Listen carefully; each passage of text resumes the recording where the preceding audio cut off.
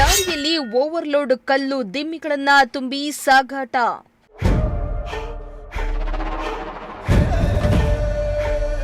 ನಡು ರಸ್ತೆಯಲ್ಲಿ ಉರುಳಿ ಬಿದ್ದ ಲಾರಿ, ತಪ್ಪಿದ ಭಾರೀ ಅನಾಹುತ.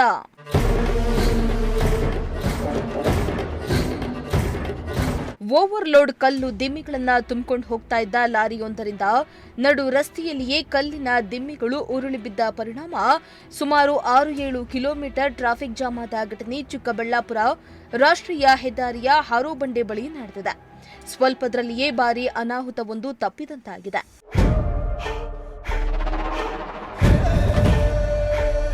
ಹೌದು, ಲಾರಿಯೊಂದು ಓವರ್ಲೋಡ್ ಕಲ್ಲಿನ ದಿಮ್ಮಿಗಳನ್ನು ತುಂಬಿಕೊಂಡು ಸಾಗ್ತಾ ಇತ್ತು. ಈ ವೇಳೆ ಏಕಾಏಕಿ ನಡು ರಸ್ತೆಯಲ್ಲಿಯೇ ಬೃಹತ್ ಗಾತ್ರದ ಕಲ್ಲಿನ ದಿಮ್ಮಿಗಳು ಉರುಳಿ ಬಿದ್ದಿವೆ.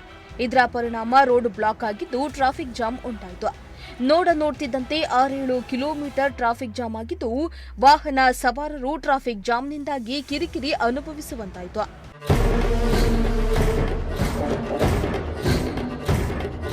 ಇನ್ನು ರಾತ್ರಿ ವೇಳೆ ಓವರ್ಲೋಡ್ ಮಾಡಿಕೊಂಡು ಯಾವುದೇ ಮುಂಜಾಗ್ರತೆ ಇಲ್ಲದೆ ಬೃಹತ್ ಕಲ್ಲಿನ ದಿಮ್ಮಿಗಳನ್ನು ಸಾಗಾಟ ಮಾಡುತ್ತಿದ್ದ ವೇಳೆ ಈ ಘಟನೆ ಸಂಭವಿಸಿದೆ. ಲಾರಿಯ ಹಿಂದೆ ಯಾವುದೇ ವಾಹನ ಇಲ್ಲದೆ ಇದ್ದುದರಿಂದ ಭಾರೀ ಅನಾಹುತ ತಪ್ಪಿದೆ. ಇನ್ನು ಟ್ರಾಫಿಕ್ ಜಾಮ್ನ ವಿಡಿಯೋ ಮಾಡಲು ಹೋದ ಮಾಧ್ಯಮದವರ ಮೇಲೆ ಲಾರಿಯವರು ಹಲ್ಲೆಗೆ ಯತ್ನಿಸಿರುವ ಘಟನೆ ಕೂಡ ನಡೆದಿದೆ. ಮೊಬೈಲ್ ಅನ್ನು ಕಿತ್ತುಕೊಂಡು ವಿಡಿಯೋ ಡಿಲೀಟ್ ಮಾಡುವಂತೆ ಆವಾಜ್ ಕೂಡ ಹಾಕಿದ್ದಾರೆ. ಇನ್ನು ಚಿಕ್ಕಬಳ್ಳಾಪುರ ಗ್ರಾಮಾಂತರ ಪೊಲೀಸ್ ಠಾಣೆ ವ್ಯಾಪ್ತಿಯಲ್ಲಿ ಈ ಘಟನೆ ನಡೆದಿದೆ. ಮೋಹನ್ ಕುಮಾರ್, ಪ್ರಜಾಶಕ್ತಿ ಟಿವಿ, ಚಿಕ್ಕಬಳ್ಳಾಪುರ.